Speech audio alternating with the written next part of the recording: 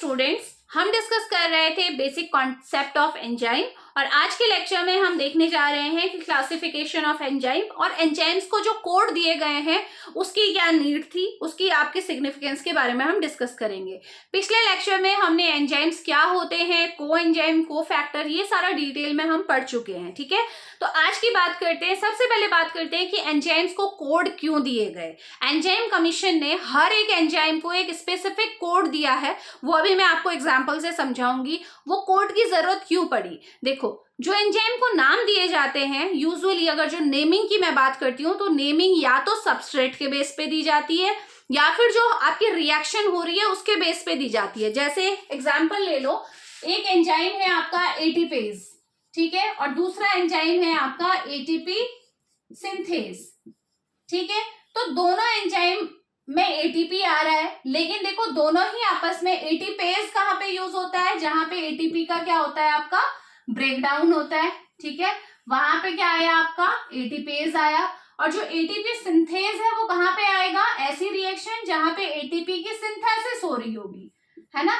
तो ये हमें पता है कि कोई भी एंजाइम है उसका जो नाम दिया जाता है या तो उसके सबस्ट्रेट के बेसिस में दिया जाता है, यानी कि क्या सबस्ट्रेट है इस केस में, एटीपी, क्योंकि एटीपी टूट रहा है, या फिर उसकी रिएक्शन के बेसिस पे दिया जाता है। यहाँ पे देखो एटीपी सिंथेस, किसकी सिंथेसिस हो रही है, एटीपी की। तो ये आपको समझ में आ रहा है। लेकिन ये जो नेमिंग थी ना, अभी तो ये केवल 2 है, ऐसे बहुत सारे आपके एंजाइम्स हैं आपके अवेलेबल। ठीक है, तो ये जो नेमिंग होती है ना, ये बहुत ज्यादा कंफ्यूजिंग होती है। ये किसी भी रिएक्शन के बारे में कंप्लीट डिटेल नहीं देती है।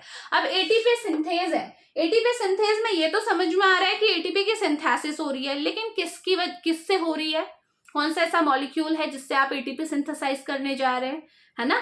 तो ये तो आपको नहीं पता है, या फिर आपने ये नहीं आपको पता है कि जो फॉस्फेट ग्रुप है वो कहाँ से आ रहा है, कौन से कार्बन को मिल रहा है। ठीक है, मतलब इस बात से समझो कि कंप्लीट डिटेल रिएक्शन के बारे में नहीं मिल पाती है ना।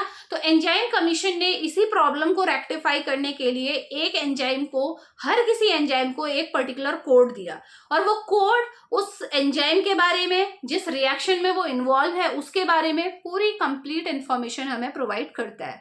तो एक एग्जांपल से समझेंगे, क्लियर हो जाएगा कोड के बारे का कॉन्सेप्ट आपका। एक एंजाइम है जिसके लिए कोड है EC2712।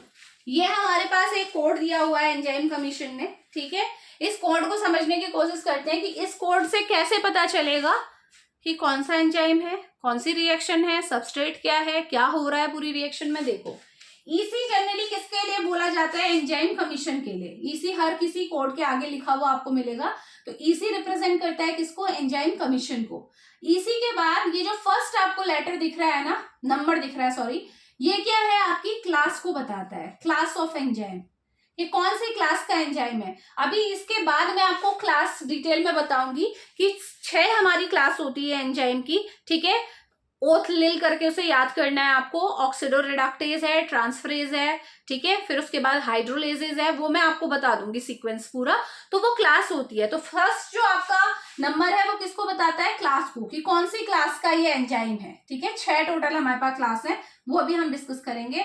सेकेंड जो हमारा नंबर होता है वो किसको बताता है, सब क्लास को बताता है, सब क्लास को बताता है। सब क्लास में अभी मैं बताऊंगी, एग्जाम्पल लेके बता रही हूँ क्योंकि ये स्पेसिफिक किसी का एग्जाम्पल है, तो वहां पे मैं आपको बता दूंगी सब क्लास को भी समझाने का तरीका। नेक्स्ट हमारे पास जो नंबर आता है वो है सब क्लास। ठीक है, सब क्लास। और जो लास्ट हमारे पास नंबर आता है वो किस चीज को बताता है, स्पेसिफिक नेम को, कि वो जो हमारा एंजाइम है जिसका ये कोड दिया हुआ है, इसका स्पेसिफिक नेम क्या है। क्योंकि पूरी एंजाइम कमीशन ने एक एंजाइम की पूरी लिस्ट बनाई हुई है और उनके स्पेसिफिक नेम मेंशन किए हुए हैं, और जिस भी एंजाइम का नेम उस पूरी लिस्ट में जिस सीरियल नंबर पे आ रहा होगा वो ये सीरियल नंबर होगा। ठीक है, समझ रहे हो। तो ये स्पेसिफिक नेम का क्या होगा आपका, आप ये बोल सकते हो कि सीरियल नंबर होगा ऑफ स्पेसिफिक नेम। जो एंजाइम कमीशन ने जो लिस्ट दी हुई है उसमें जो इसका नाम जौन से नंबर पे आता होगा वो ये वाला नंबर है। ठीक है, तो ये एग्जांपल है, देखो मैं आपको पहले ही बता दूं, ये हमारा बहुत इंपॉर्टेंट हमारा एंजाइम है हेक्सोकाइनेज। हेक्सोकाइनेज ये उसका कोड है, ठीक है। हेक्सोकाइनेज पता है आपको कहाँ पे यूज होता है? ग्लाइकोलिसिस में। जो हमारा ग्लूकोज होता है, ग्लूकोज को ग्लूकोज 6 फॉस्फेट में कौन कन्वर्ट करता है? हेक्सोकाइनेज, है ना। जनरली होता क्या है, हेक्सोकाइनेज क्या करता है आपका, जो ग्लूकोज के स्ट्रक्चर में 6th पोजीशन में फॉस्फेट ग्रुप को ऐड कर देता है, और तो कुछ नहीं करता है। ये हमारा प्लेन ग्लूकोज का स्ट्रक्चर है, ठीक है। इसको मैं ड्रॉ भी कर देती हूँ सो दैट आपको और ज्यादा क्लियर हो जाए। 6 कार्बन होते हैं, ठीक है, 1 2 3 4 5 6, ठीक है। स्ट्रक्चर पता होना चाहिए, बहुत बेसिक स्ट्रक्चर है, ठीक है। HOH 4th पोजीशन में क्या हो जाता है? OH HOH, ये है ना ग्लूकोज का स्ट्रक्चर, ठीक है। तो ये हेक्सोकाइनेज क्या करता है? 6th पोजीशन में, यानी कि यहां से स्टार्ट होगी नंबरिंग, यहां से दी जाती है हमेशा 1 2 3 4, 1 मिनट, हाँ एक कार्बन एक्स्ट्रा करा है क्या मैंने? नहीं ठीक किया है, 5 6। तो 6th पोजीशन पे जो कार्बन है वहां पे क्या आ जाता है? ये H हटता है और इसकी जगह कौन आ जाता है? फॉस्फेट ग्रुप आ जाता है। तो ये बन गया हमारा क्या? Glucose 6 phosphate. बस इतना ही किया ना हेक्सोकाइनेज ने। तो देखो अब समझने की कोशिश करते हैं। EC क्या है? एंजाइम का मिशन है। 2 क्या है? क्लास को बता रहा है। तो क्लास में साइड में आपको बता देती हूँ, फिर मैं इसे डिटेल में बताऊंगी। टोटल 6 क्लास ऑफ एंजाइम हमारे पास प्रेजेंट होती है। सबसे पहले आती है ऑक्सीडो रिडक्टेज, ठीक है। सबसे पहली क्लास कौन सी है? Oxido reductase. दूसरी है हमारी ट्रांसफरेज। आपका याद करने का तरीका है, हमने याद किया था ओथ लिल से, ओथ लिल, ठीक है। तो H किसको बताता है आपका? हाइड्रोलेसिस को, हाइड्रोलेसिस। L बताता है लाइएसिस को, इनको सबको डिटेल में पढ़ना है आपने, ठीक है। आइसोमरेसिस को, और लास्ट L बताता है लाइगेसिस को। तो ये टोटल 6 क्लास आपकी एंजाइम की होती है। तो ये बोल रहा है, देखो ये क्या बोल रहा है? क्लास क्या है? सेकंड मतलब ट्रांसफरेज। यानी कि आप सीधे लिखेंगे कि ये जो कोड हम इसको क्या कर रहे हैं? डिकोड कर रहे हैं। तो क्लास कौन सी है हमारी? ट्रांसफरेज है। सेकेंड क्लास कौन सी होती है? ट्रांसफरेज होती है। चलो ये समझ में आ गया, यानी कि हेक्सोकाइनेज ट्रांसफरेज का एग्जाम्पल है, ठीक है। अब यहाँ पे ये देखो ट्रांसफरेज है, तो इसका मतलब क्या हो रहा होगा? ट्रांसफर हो रहा होगा। तो क्या ट्रांसफर हो रहा है? तो वो हमें पता चलता है सेकेंड नंबर से। सेकेंड नंबर 7 गिवन है ना, तो 7 नंबर किस चीज को बताता है? देखो सब क्लास को ये बोलता है कि क्या ट्रांसफर हो रहा है। तो यहाँ पे यानी कि फॉस्फेट ग्रुप, इससे पता लग रहा है 7 नंबर पे आता है फॉस्फेट ग्रुप, यानी कि 7 नंबर इस चीज को डिनोट कर रहा है कि क्या ट्रांसफर हो रहा है? Phosphate group. आपने देखा था ना क्या आ रहा था? फॉस्फेट ग्रुप ही तो आया था। तो इसका मतलब 7 नंबर बता रहा है फॉस्फेट ग्रुप को। अब थर्ड नंबर पे आ जाइए, सब क्लास में ये बताता है कि जो ग्रुप ट्रांसफर हुआ है वो तो हमें पहले से पता चल गया कि फॉस्फेट ग्रुप ट्रांसफर हुआ है, लेकिन वो ग्रुप ट्रांसफर होके किसे मिला है, ठीक है। वो जो ग्रुप ट्रांसफर होके किसे मिला है वो किसे बताता है? वो कौन बताता है? सब क्लास बताती है। तो यहाँ पे देखो किसे मिला है भाई? हाइड्रोक्सिल को मिला है ना, OH था ना यहाँ पे, OH को मिला, कार्बन 6 के OH ग्रुप को मिला है। तो मैं यहाँ पे क्या लिखूंगी? सब क्लास में आ जाएगा मेरा OH ग्रुप ऑफ कार्बन 6, ठीक है। तो इतना आपको समझ में आया कि सब क्लास और सब क्लास क्या है, ठीक है। या इतना आपको समझ में आया, यानी कि फर्स्ट तो हमें ये बता रहा है कि क्लास कौन सी है, तो पता चल गया भाई ट्रांसफरेज है। सेकंड नंबर किसका है? ट्रांसफरेज का है, ठीक हो गया। अब दूसरा जो नंबर है वो इस चीज को बताता है कि भाई ठीक है ट्रांसफर हो रहा है, तो क्या ट्रांसफर हो रहा है? तो फॉस्फेट ग्रुप ट्रांसफर हो रहा है। तो 7वें नंबर पे आता है फॉस्फेट ग्रुप। फर्स्ट जो नंबर 1 दिया हुआ है, 1 बता रहा है सब क्लास को, तो 1 नंबर पे कौन आता है? हाइड्रोक्सिल ग्रुप, यानी कि ये बता रहा है कि जो ये फॉस्फेट ग्रुप है वो किसे मिला है? हाइड्रोक्सिल ग्रुप को मिला है, क्योंकि यहाँ पे OH था, है ना। और लास्ट जो आता है सीरियल नंबर, ये आता है स्पेसिफिक नेम। ये जो नंबर होता है वो स्पेसिफिक नेम को बता देता है कि स्पेसिफिक नेम क्या होगा। तो यहाँ पे देखो स्पेसिफिक नेम गिवन होता है, लिस्ट बनी होती है पूरी, एंजाइम कमीशन ने लिस्ट बनाई हुई है, उसमें देखो सीरियल क्या लिख रखा है नाम। सेकंड नंबर पे क्या नाम है? ATP dihexose carbon 6 transferase. ठीक है, लेट मी चेक। हाँ, नेम में कोई मिस्टेक नहीं होनी चाहिए। हाँ, इसमें एक और चीज आएगी, हेक्सोस C6 ट्रांसफरेज। हाँ ठीक है, और क्या ट्रांसफरेज है? हाँ, ये तो मेंशन नहीं किया हमने, फॉस्फो ट्रांसफरेज। तो ये देखो नेम दिया हुआ है लिस्ट में, तो आप समझ रहे हो किसी एक कोड की हेल्प से हम कैसे पता लगा सकते हैं। ये सारा उन्होंने, ये जो नंबर्स है ना, ये सारे लिस्ट में गिवन है। अगर सेकंड लिखा हुआ है तो सेकंड जहां पे भी होगा उसकी जगह आपका फर्स्ट में है। ये पहले तो ये ध्यान रखो कि पहला नंबर क्लास के लिए है, सेकंड जो है सब क्लास के लिए है, थर्ड सब क्लास के लिए है, और लास्ट हमारा स्पेसिफिक नेम के लिए है। तो अगर सेकंड आ रहा है तो यानी कि क्लास बता रहा है, और सेकंड क्लास कौन सी होती है? ट्रांसफरेज होती है, याद रखेंगे। 7 बता रहा है सब क्लास को, सब क्लास कौन सी क्या बताती है कि अगर ट्रांसफरेज है तो भाई क्या ट्रांसफर हुआ है? फॉस्फेट ग्रुप ट्रांसफर हुआ है। थर्ड बताएगी कि भाई किसको ट्रांसफर हुआ है?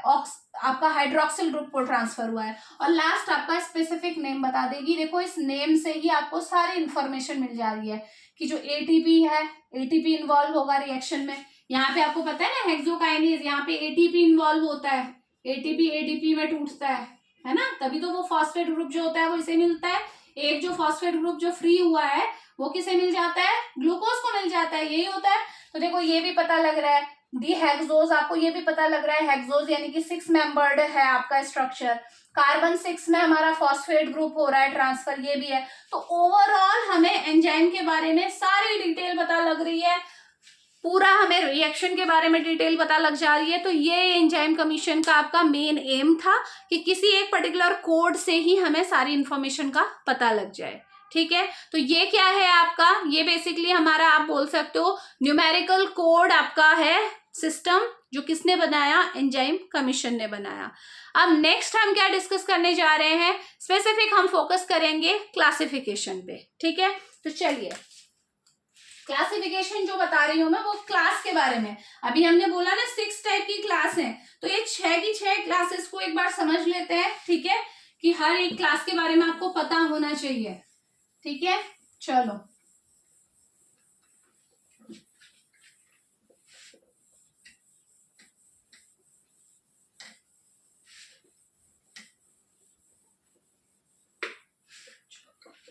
तो देखो सबसे पहली क्लास कौन सी है?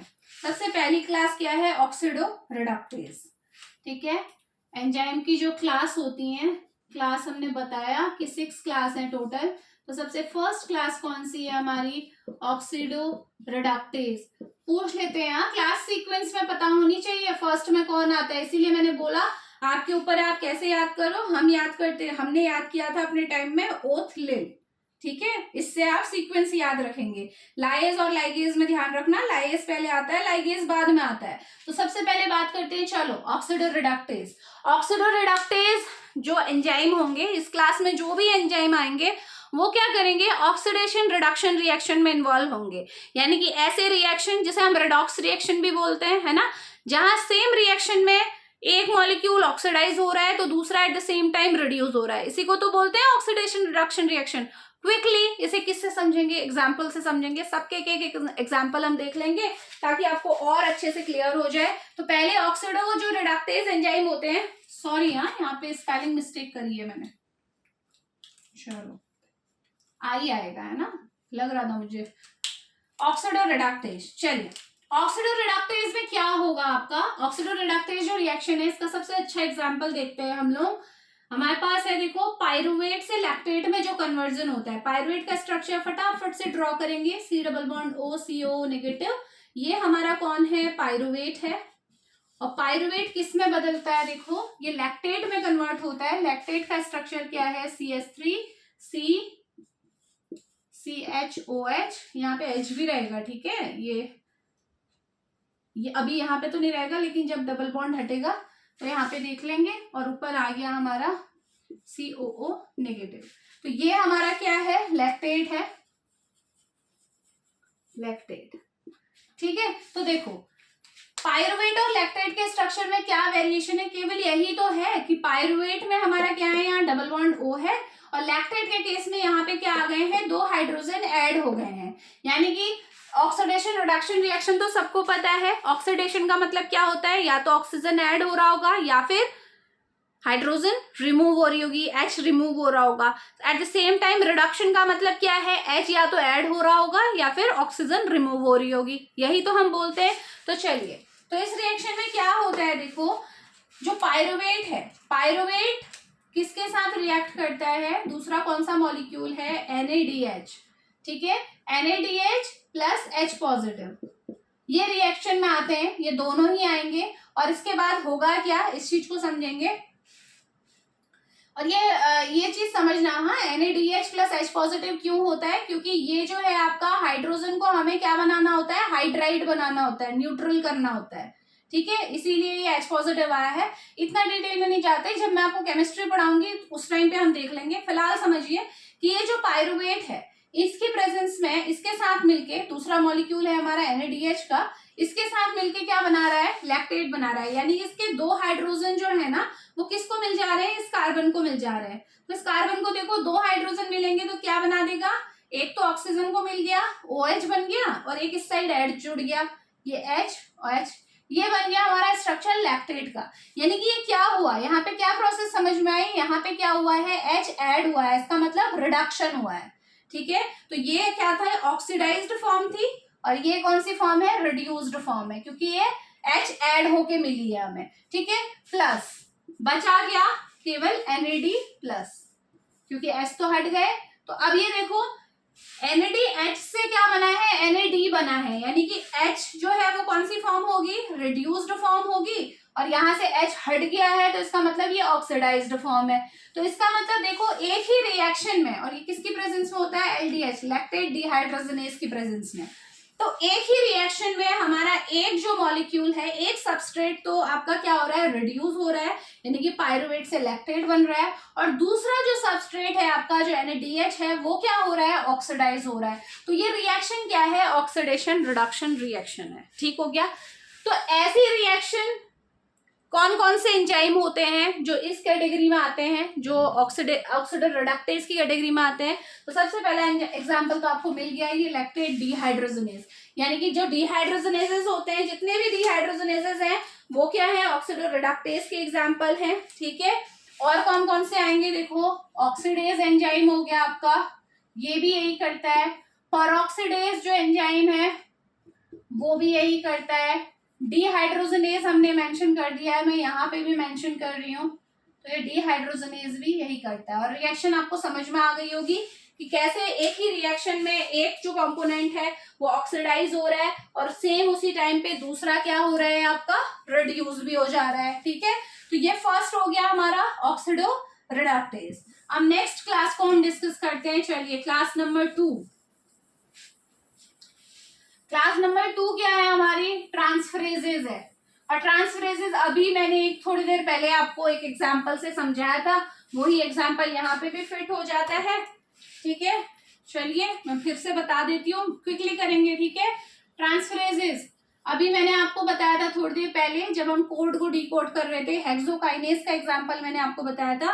तो ट्रांसफरेजेज में वो आपके एंजाइम्स आएंगे जो बेसिकली क्या करते हैं, कोई ना कोई ग्रुप ट्रांसफर करवा रहे हैं, ठीक है, जिनकी प्रेजेंस में कोई ना कोई फंक्शनल ग्रुप ट्रांसफर हो रहा है, चाहे वो ट्रांसफर आपका अमोनिया का हो रहा हो, चाहे फॉस्फेट का हो रहा हो, कोई सा भी हो सकता है, लेकिन ट्रांसफर हो रहा है। तो एग्जाम्पल मैंने बताया था कि जो हमारा ग्लूकोज है, ठीक है, ग्लूकोज से जो हमारा ग्लूकोज 6 फॉस्फेट बनता है वो किसकी प्रेजेंस में बनता है, हेक्सोकाइनेज की प्रेजेंस में बनता है, क्योंकि अगेन एग्जांपल किसका है, ट्रांसफरेजेस का, क्योंकि यहाँ पे फॉस्फेट ग्रुप ट्रांसफर हो रहा है। यहाँ पे दूसरा सबस्ट्रेट कौन होता है आपका, ATP, और ATP किस में बदल जाता है भाई, ADP में। ATP टूटता है, ADP बनता है, और एक फॉस्फेट अलग होता है, वो फॉस्फेट ग्रुप किसको मिल गया, ग्लूकोज को मिल गया, ठीक है। तो ये समझ में आ गया। तो ये किसका एग्जाम्पल है आपका, ट्रांसफरेजेस का, क्योंकि इसमें आपका फंक्शनल ग्रुप ट्रांसफर हुआ है, ठीक है। तो इसमें कौन कौन से आते हैं, देखो एग्जाम्पल आप नोट कर लेंगे, है ना, कौन कौन से हो सकते हैं।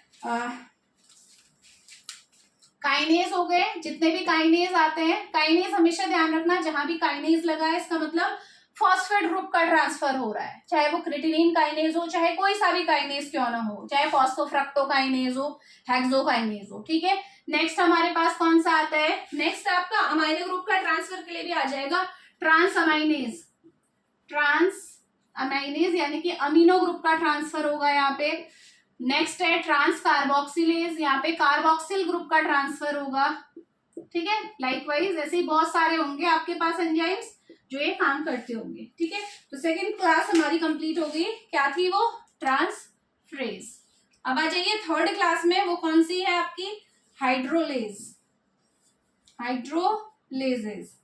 हाइड्रोलेजेस क्या होंगे, ये वो एंजाइम होंगे जो बेसिकली क्या करेंगे, हाइड्रोलिसिस करवा देंगे, यानी कि एक जो आपका आप कह सकते हो जो एक कंपाउंड है उसे दो पार्ट में तोड़ देंगे, और यहाँ पे वाटर की नीड होती है हाइड्रोलिसिस में, ध्यान रखना ये वाटर की प्रेजेंस में होगा, इसमें वाटर का यूज होगा ही होगा ऐसी रिएक्शन में। तो इसका एग्जांपल एक ही बहुत मैं सिंपल बता देती हूँ आपको, कौन कौन से एग्जांपल इसमें आते हैं। तो बेसिकली ध्यान रखना कि एक बात तो ये है कि वाटर जरूरी है ऐसी रिएक्शन के लिए। तो होता क्या है, देखो एग्जाम्पल देखो, एग्जाम्पल मैं बता रही हूँ, सपोज कोई भी प्रोटीन है, प्रोटीन आपको पता है अमीनो एसिड से मिलकर बनी होती है, ठीक है। तो अमीनो एसिड का मैं एक स्ट्रक्चर बना रही हूँ, ठीक है, सिंपल सा स्ट्रक्चर बनाऊंगी, ज्यादा कॉम्प्लिकेटेड नहीं करना है, ठीक है। NH2 COO, चाहे इसे मैं चलो COH ही कर देते हैं ना, एक साइड H हो गया, एक साइड अगेन H हो गया, इसको दूसरे से जोड़ देते हैं लाइक दिस, बॉन्डिंग बना देते हैं, CONH, NH हो गया, कार्बन CH, CH3, COOH। ये देखो ये दो अमीनो एसिड आपस में जुड़े हुए हैं, ठीक है। ये फर्स्ट है इतना और ये दूसरा है, ठीक है, दूसरा अमीनो एसिड है। ये जब दो अमीनो एसिड आपस में जुड़ते हैं तो आपको पता है किससे जुड़ते हैं, आपके पेप्टाइड बॉन्ड से जुड़ते हैं। पेप्टाइड बॉन्ड क्या होता है, CONH, एक का आपका कार्बोक्सिल टर्मिनल होता है, दूसरा का अमाइनो टर्मिनल होता है। देखो ये बना है ना CONH, ये बॉन्ड बना हुआ है, इसे क्या बोलते हैं, पेप्टाइड बॉन्ड बोलते हैं। ये वाला कौन सा अमीनो एसिड है, देखो स्ट्रक्चर के हिसाब से ये है ग्लाइसिन, और ये स्ट्रक्चर के हिसाब से क्या है, एलानीन, इसको बोलते हैं ग्लाइसाइल एलानीन, ठीक है। तो देखो इसमें कैसे होगा, ये जो आपका आप बोल सकते हो ये जो प्रोटीन है इसका ये टूटेगी, कौन सा एंजाइम यहाँ पे आएगा, पेप्टाइडेज। तो हाइड्रोलेजेस का एग्जांपल है पेप्टाइडेज। पेप्टाइडेज जो एंजाइम है वो क्या करता है, इस रिएक्शन में वाटर इन्वॉल्व होता है, हमने पहले ही बोला है वाटर इन्वॉल्व होगा, HOH, ठीक है। तो होगा क्या, सीधे सीधे कहाँ पे पेप्टाइडेज क्या करेंगे, पेप्टाइड बॉन्ड को तोड़ेंगे, CONH के बीच में जो बॉन्ड है इस तरीके से टूटेगा लाइक दिस, ये बॉन्ड टूटेगा, होगा क्या, एक जो है ये जो HOH है वाटर का, H तो मिल जाएगा अमाइनो वाले को और OH मिल जाएगा कार्बोक्सिल टर्मिनल वाले अमीनो एसिड को। तो कर लो इसे पूरा, क्या बन जाएगा, टूट जाएगा आसानी से, कार्बन H, उस साइड NH2 था, नीचे क्या था, CO था, वाटर का OH मिला तो बन गया COOH, पूरा हो गया अमीनो एसिड ग्लाइसिन। और दूसरे वाले में सेम यही होगा, ये था हमारा NH था तो NH2 बन गया, कार्बन है इस साइड आपका H कर लीजिए, यहाँ पे CH3 कर लीजिए, यहाँ पे COH कर लीजिए, और ये स्ट्रक्चर किसका है, एलानीन का। तो देखिए कैसे आपका पेप्टाइडेज ने काम किया। पेप्टाइडेज एग्जाम्पल है किसका, हाइड्रोलिसिस का। तो हाइड्रोलिसिस वो एंजाइम होंगे जो हमेशा वाटर के साथ रिएक्शन करवाएंगे, वाटर इन रिएक्शंस में इन्वॉल्व होगा और वाटर HOH में टूटेगा, H जो है एक को मिल जाएगा, OH दूसरे को मिल जाएगा, और इस तरीके से आपका ब्रेक डाउन हो जाएगा, ठीक है। पेप्टाइडेज है तो ऑब्वियसली पेप्टाइड बॉन्ड को ही तोड़ेगा जो कि अमीनो एसिड के बीच होते हैं। इसके अलावा हमारा पेप्टाइडेज के अलावा इसमें आपका फॉस्फेटेज एंजाइम भी इसी कैटेगरी में आता है, फॉस्फेटेज, ठीक है। तो ये ध्यान में रखेंगे। अब बात करते हैं नेक्स्ट पे आ जाते हैं, चलिए 3 हमारे कंप्लीट हो गए हैं, 3 रह गए हैं, क्विकली इन्हें भी कवर करते हैं, ठीक है।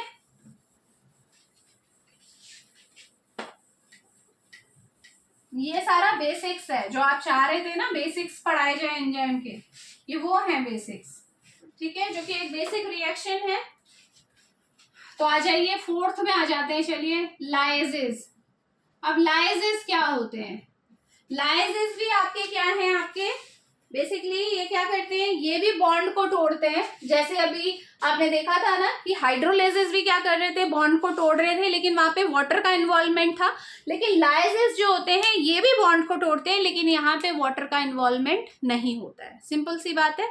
यानी कि अगर आपके पास ए है और बी है, दोनों जुड़े हुए हैं, तो ये जो लाइजेस होंगे ये सीधे क्या करेंगे, इनको तोड़ देंगे, ए अलग हो जाएगा, बी अलग हो जाएगा। एक्स्ट्रा आपका कोई वाटर मॉलिक्यूल यहाँ पे नहीं आया है। जैसे मैं इसका एग्जाम्पल आपको बताती हूँ, ठीक है। इसका एग्जाम्पल देखो, जब ग्लाइकोलिसिस हम पढ़ते हैं ना, उसमें एक स्टेप आता है जहां पे आपका एल्डोलेज एंजाइम का रोल आता है। बहुत इंपॉर्टेंट आपका वहां पे कॉन्सेप्ट आता है। जो फ्रक्टोज 1,6 बिसफॉस्फेट है, सॉरी, स्ट्रक्चर बनाएंगे, बहुत जल्दी जल्दी करना है ना, ज्यादा टाइम इसमें वेस्ट नहीं करेंगे। CH2OH फ्रक्टोज का स्ट्रक्चर बना रही हूँ बेटे मैं, ठीक है। CHOH, ये आया OH, फोर्थ कार्बन में OH हो जाता है और बाकी ये है। और क्योंकि मैं बात कर रही हूँ फ्रक्टोज 1,6 बिसफॉस्फेट, यानी कि फर्स्ट पोजीशन में भी आपका फॉस्फेट ग्रुप रहता है और 6 पोजीशन में भी फॉस्फेट ग्रुप रहता है। पढ़ा है ना, ये ग्लाइकोलिसिस की जो पूरी प्रोसेस है उसमें आपका बनता है ये फ्रक्टोज 1,6 बिसफॉस्फेट, ठीक है। बाकी डिटेल ग्लाइकोलिसिस अलग से लेक्चर में लेंगे। लेकिन जो ग्लाइकोलिसिस होती है, यानी कि जो ग्लूकोज का ब्रेकडाउन होता है एनर्जी के लिए, तो वहां पे आप देखोगे बीच में बनता है फ्रक्टोज 1,6 बिसफॉस्फेट।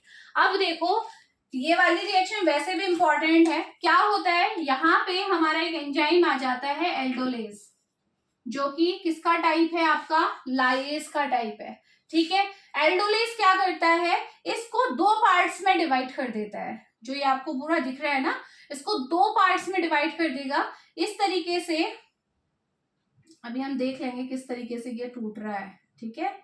CHO इस तरीके से ये ब्रेक डाउन हो जाता है। तो बना के देखो क्या बन जाएगा, देखो पहले नीचे का ही मैं कर लेती हूँ, ठीक है। इस तरीके से इसने बीचों बीच आपका बॉन्ड को तोड़ा है, तो क्या बन गया, यहाँ पहले नीचे वाले को मैं कर रही हूँ, ठीक है। CHO, यही तो है CHO। नेक्स्ट क्या आ जाएगा, CHOH, और सबसे नीचे क्या है, CHO फॉस्फेट ग्रुप, और यहाँ पे H। ये किसका स्ट्रक्चर है, ये है आपका ग्लिसरल्डिहाइड। जिसने पढ़ी है ग्लाइकोलिसिस वो आसानी से इसे समझ रहा होगा, वैसे तो वो भी समझ रहे होंगे जिन्हें नहीं पढ़ी है, लेकिन एकदम याद आ रहा होगा आपको। ग्लिसरल्डिहाइड 3 फॉस्फेट, ये स्ट्रक्चर किसका है, एल्डिहाइड ग्रुप है, 3 कार्बन है, तो ग्लिसरल्डिहाइड तीसरी पोजीशन में 1 2 3, थर्ड पोजीशन में फॉस्फेट ग्रुप है, तो 3 फॉस्फेट प्लस। नेक्स्ट स्ट्रक्चर जो ऊपर बच गया है उसे नोट कर लो, क्या बचा है देखो, CH2OP phosphate group, C double bond O, और नेक्स्ट क्या बच गया आपका CH2O, एक नीचे से H आया था, तो यहाँ पे मैं लिख देती हूँ CH2OH। ये किसका स्ट्रक्चर है, ये स्ट्रक्चर है डाईहाइड्रोक्सी एसीटोन फॉस्फेट, दिख रहा है ना, डाईहाइड्रोक्सी एसीटोन फॉस्फेट का स्ट्रक्चर है।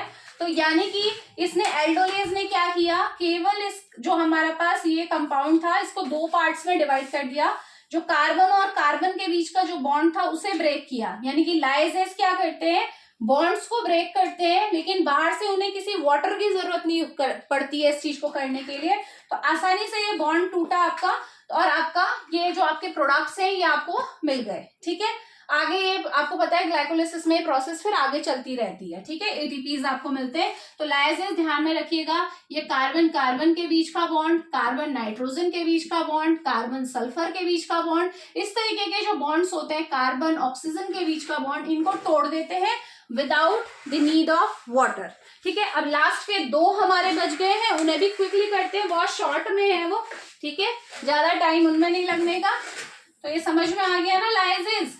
तो लाइजेस में कौन से आ गए हमारे, एग्जाम्पल याद रखिएगा, एक मैं आपको बता चुकी हूँ एल्डोलेज, इसके अलावा आप मेंशन कर सकते हैं इसमें सिंथेज, ठीक है, सिंथेज, डी कार्बोक्सिलेज, ये सारे एंजाइम हैं जो लाइजेज की कैटेगरी में आते हैं, ठीक है, यानी कि ये बॉन्ड को तोड़ रहे हैं, ठीक है।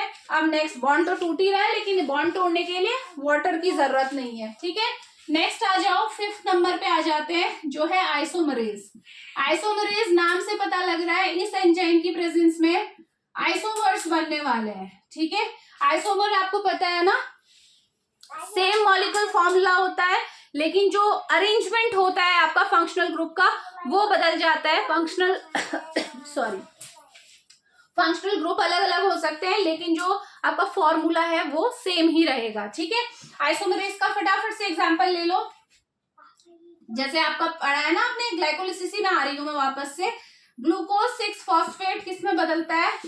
फ्रक्टोज 6 फॉस्फेट में बदलता है। तो इन दोनों में क्या डिफरेंस है भाई, क्या है इसको? और एंजाइम कौन सा होता है यहाँ पे? आपका म्यूटेज एंजाइम होता है इन्वॉल्व, है ना, पढ़ा हुआ है ना। तो क्या हो रहा है देखो, ग्लूकोज 6 फॉस्फेट और फ्रक्टोज 6 फॉस्फेट के स्ट्रक्चर में डिफरेंस क्या होता है? जो ग्लूकोज 6 फॉस्फेट होता है इसमें कौन सा ग्रुप होता है? एल्डिहाइड ग्रुप होता है।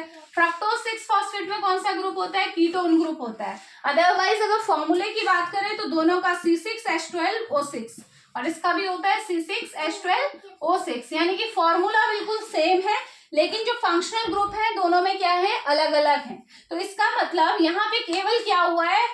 फॉर्म चेंज हुई है, बाकी कोई चीज बाहर से नहीं आई है, ना ही कोई चीज हटी है, बस हमारा क्या हुआ है?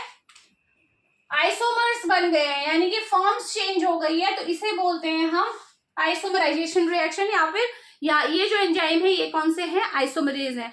ऐसे ही आपका क्या होता है? इपीमरेज एंजाइम जो होता है वो भी इसी का एग्जाम्पल है, ठीक है। जैसे ग्लूकोज 6 फॉस्फेट से, अगर सिंपल है, अगर ग्लूकोज से मैं बना रही हूँ गैलेक्टोज, तो आपको पता है ग्लूकोज और गैलेक्टोज के स्ट्रक्चर में कितना डिफरेंस है? केवल एक H और OH का डिफरेंस है। ग्लूकोज के स्ट्रक्चर में देखोगे आपको पता है ना 6 कार्बन हो गया ये ग्लूकोज, पहले CHO होता है, CHOH, सब जगह CHOH है, HOH है, HOH है, यहाँ H है, बस 4th यहाँ से देखो 1, अच्छा ऊपर से काउंटिंग होगी ना, 1 2 3 4 5 6, केवल 3rd जो कार्बन है उसमें क्या हो जाता है? आपका कॉन्फ़िगरेशन बदल जाता है, OH इस साइड आता है, H इस साइड आता है। यही पढ़ा है ना ग्लूकोज के स्ट्रक्चर में, ये ग्लूकोज का स्ट्रक्चर है। अब देखो गैलेक्टोज के स्ट्रक्चर में क्या होता है? गैलेक्टोज के स्ट्रक्चर में क्या होता है? 3rd और 4th पोजिशन में भी ऐसा ही हो जाता है, OH H, बस ये बन गया आपका गैलेक्टोज का स्ट्रक्चर। समझ में आ गया? जो एक कॉन्फ़िगरेशन केवल एक 3rd में हमारा वेरिएशन होता था ग्लूकोज में, वो 4th में भी आ गया, तो ये बन गया गैलेक्टोज। यानी कि केवल क्या हुआ? HOH को इधर उधर ही तो किया है ना। तो ये आपका जो हो रहा है यहाँ पे जो एंजाइम इन्वॉल्व होता है वो क्या है? इपीमरेज एंजाइम होता है। और क्यों इपीमरेज? क्योंकि ये इपीमर है दोनों एक दूसरे के, ग्लूकोज और गैलेक्टोज एक दूसरे के इपीमर है। इपीमर क्या होते हैं? ऐसे दो कंपाउंड जो कि एक कार्बन के अराउंड ही जिसमें कुछ वेरिएशन होता है। अगर ग्लूकोज और गैलेक्टोज के स्ट्रक्चर को आप देखोगे तो केवल कार्बन नंबर 4 में वेरिएशन है, अदरवाइज सारा कुछ सिमिलर है ग्लूकोज की तरह। बस कार्बन नंबर 4 में जहां H और OH हुआ करता था वहां OH और H हो गया है। यानी कि एक कार्बन पे अगर हमारा फंक्शनल ग्रुप आपके वेरी कर रहे हैं, इधर उधर हो रहे हैं, आपकी अलाइनमेंट चेंज हो रही है, तो उसे हम इपीमर बोलते हैं ना। तो ग्लूकोज और गैलेक्टोज क्या है? एक दूसरे के इपीमर है। तो ये रिएक्शन में जो इपीमरेज एंजाइम आया वो भी हमारा क्या है? आइसोमरेजेस का ही एग्जाम्पल है। तो ये आपको समझ में आ गया आइसोमरेज क्या होते हैं। आइसोमरेजेस जहां पे आपके क्या हो रहे हैं? आइसोमर्स बन रहे हैं, ठीक है। इंटरमॉलिक्यूलर रीअरेंजमेंट हो रहा है और कुछ नहीं हो रहा है, रीअरेंजमेंट हो रहा है। तो एग्जाम्पल आप लिख लेंगे, म्यूटेज, इपीमरेज, ठीक है, ये इसी के एग्जाम्पल है। चलिए लास्ट 6th क्या है हमारा? लाइगेजेस। लाइगेजेस मतलब क्या होता है? देखो लाइगेट करना मतलब होता है जोड़ना, लाइगेजेस मतलब लाइगेशन, जोड़ना, किन्हीं दो प्रोडक्ट को, किन्हीं दो कंपाउंड को आपस में जोड़ना ही आपका क्या है? लाइगेशन है, ठीक है। तो ये वो एंजाइम होंगे जो कि दोनों को आपस में जोड़ रहे होंगे। अभी आपने देखा ना बहुत से एंजाइम थे जो ब्रेक डाउन कर रहे थे, हाइड्रोलाइजेस थे, लाइजेस थे, तोड़ रहे थे। लाइगेसेस क्या होंगे? जो जोड़ेंगे, ठीक है। तो चलिए लाइगेजेस में देख लेते हैं, ये क्या करेंगे, लाइगेजेस का बिल्कुल अपोजिट है। वहां पे क्या हो रहा था, carbon carbon, carbon sulphur, carbon oxygen, carbon nitrogen, ये बॉन्ड क्या होते हैं, टूट रहे थे। यहाँ पे ये क्या होंगे, फॉर्म होंगे। ठीक है, ये बॉन्ड क्या होंगे, फॉर्म होंगे, याद में रखना। और जब भी बॉन्ड फॉर्म होते हैं, जब भी ये आपके एंजाइम कहीं पे आएंगे लाइगेजेस, तो बॉन्ड को बनाने के लिए हमें एटीपी की रिक्वायरमेंट होती है। यानी कि लाइगेजेस में क्या होगा, हमेशा एटीपी रिक्वायर्ड होगी। ठीक है, एटीपी इसमें यूज होगी, तभी जाके आपका प्रोडक्ट बनेगा या सिंथेसिस होगी फाइनल। तो लाइगेजेस का एक एग्जाम्पल हम देख लेते हैं। ठीक है, ग्लूटामेट से ग्लूटामीन का बनना। ठीक है, फटाफट करेंगे। ग्लूटामेट का स्ट्रक्चर बनाओ। ग्लूटामेट का स्ट्रक्चर कैसा होता है, NH2 CO नेगेटिव या COH ही लिख ले रहे हैं। ठीक है, यहाँ पे H आ गया, यहाँ पे आ गया CH2 COH, ये हमारा क्या है, ग्लूटामेट। ग्लूटामेट अमीनो एसिड है। ठीक है, ये ग्लूटामेट है। जब इसमें अमोनिया जुड़ेगा NH3 प्लस, यहाँ पे मैंने बोला कि ऐसी रिएक्शन में एटीपी बहुत जरूरी होता है, तो एटीपी भी यूज होगी और क्या बनेगा आपका, ग्लूटामीन बनेगा। ग्लूटामीन कैसे बनेगा, यहाँ पे जो आपका COH है, यहाँ पे आपका क्या हो जाएगा, NH2 जुड़ जाएगा। देखो इसे हम कहीं पे भी आपका पोजीशन आप डिसाइड कर लेंगे, तो यहाँ पे आपका होगा। ठीक है, कार्बन ये से स्टार्ट करेंगे, 1 2 3 4। ठीक है, तो देखो क्या होगा, जो यहाँ पे CO है, इसको ऐसे ही नोट कर लेते हैं, CH2 C2 है। ठीक है, ये NH2 H COH बाकी सेम है। तो क्या हुआ, देखो NH3 है ना, तो NH3 को लिख लो, कैसे लिख सकते हो, ऐसे लिख सकते हो, NH2H। ठीक है, तो ये H जो है इस OH के साथ मिलके क्या निकल गया बाहर, वाटर निकल गया, और बचा के NH2 जोड़ दो यहाँ पे एज इट इज CONH2।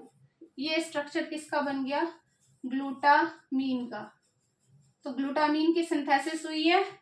ठीक है, ग्लूटामीन की सिंथेसिस हुई है, तो यहाँ पे आ जाएगा, एंजाइम का नाम क्या है, ग्लूटामीन सिंथेज। ग्लूटामीन सिंथेज, तो सिंथेसिस हुई। पर ठीक है, तो समझ में आया, एटीपी यूज हुई और कैसे सिंथेसिस हुई, नए बॉन्ड बने, है ना। CO था, C और नाइट्रोजन के बीच का बॉन्ड बना है। देखो इसे कैसे लिखोगे, ऐसे मैंने लिख तो दिया है, ऐसे लिखा कैसे जाता है, देखो C+O NH2 ऐसे लिखा जाता है।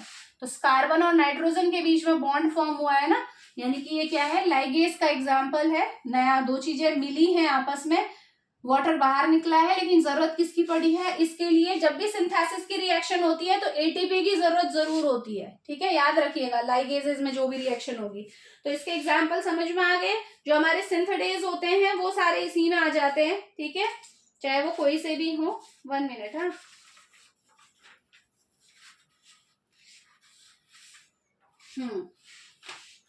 तो ये हो गए, कुछ रह तो नहीं गया, बस ठीक है। अच्छा, ये सिंथेज लिखा है बेटे, ध्यान रखिएगा, ये है सिंथेडेज। ठीक है, ग्लूटामीन सिंथेडेज, सिंथेसिस हो रही है इसमें, ध्यान रखना। ठीक है, आपका सिंथेडेज वहां पे यूज होता है। सिंथेडेज क्यों, क्योंकि आपका एक नया मॉलिक्यूल सिंथेसाइज हुआ है। ठीक है, तो ध्यान में रखिएगा। तो ये आपका क्या है, 6 क्लास हो गई आपकी, किसकी, एंजाइम की हो गई। तो हमने पूरा आज के लेक्चर में क्या देखा, हमने एंजाइम्स का पूरा नोमेनक्लेचर समझा कि जो एंजाइम कमीशन ने जो कोड दिया हुआ है उसे हम कैसे डिकोड करते हैं। ठीक है, हर किसी का समझा कि सब क्लास क्या होती है। फिर हमने जो 6 क्लास ऑफ एंजाइम होते हैं उनको देखा डिटेल में, सीक्वेंस से याद रखेंगे, विद एग्जाम्पल हमने समझने की कोशिश की। आई होप जो लेक्चर है वो आपका सक्सेसफुल रहा होगा, आपको समझ में आया होगा जो मैंने पढ़ाया है। तो मिलते हैं नेक्स्ट लेक्चर में। एंजाइम अब पूरी तरह से कंप्लीट हो चुका है। ठीक है, किसी दूसरी यूनिट को हम स्टार्ट करेंगे। Thank you so much.